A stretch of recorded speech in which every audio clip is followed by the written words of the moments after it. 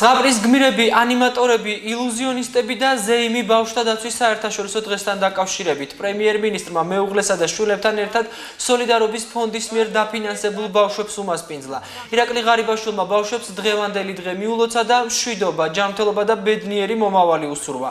ბავშვებს პრემიერ-მინისტრისგან საჩუქრად პლანშეტური კომპიუტერები გადაეცათ. პატარებმა და მათმა მშობლებმა პრემიერთან, მის მეუღლესთან და შვილებთან ერთად სამახსოვრო ფოტოებიც გადაიღეს. პირველ რიგში მე მინდა ყველა ბავშვს მიულოცო დღევანდელი დღე. ძალიან ლამაზი დღე არის და მე მინდა ჩვენს ბავშვებს ვუსურვო მშვიდობა პირველ რიგში, ჯანმრთელობა ვუსურვო და ვუსურვო ბედნიერი მომავალი. და ჩვენ სახელმწიფო, ყველა თითოეულ მოქალაქე ვართ ვალდებულნი, რომ ჩვენ შვილებს მივცეთ უკეთესი მომავალი. დღეს არის ძალიან ლამაზი დღე, მე ხვდები სოლიდარობის ფონდის მიერ დაფინანსებული ბავშვებს, მათ მშობლებს და ვხედავთ, რომ გრძელდება სიცოცხლე. და ჩვენ შევძელით მათი დახმარება და ეს არის ჩემთვის ყველაზე დიდი ბედნიერება.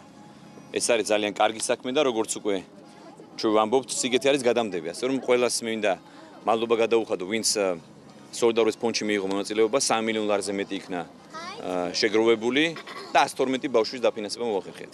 მათგან 9-ვარზე მეტი იქნა დაფინანსებული საზღვარგარეთ და იქ ვუმკურნალეთ და ყველაფერი კარგად არის. ასე რომ მადლობა ღმერთს, ეს ბავშვები ყველა იქნება ძალიან კარგად. ასე რომ კიდევ ერთხელ ვილოცავ ბავშვებს დღევანდელ დღეს.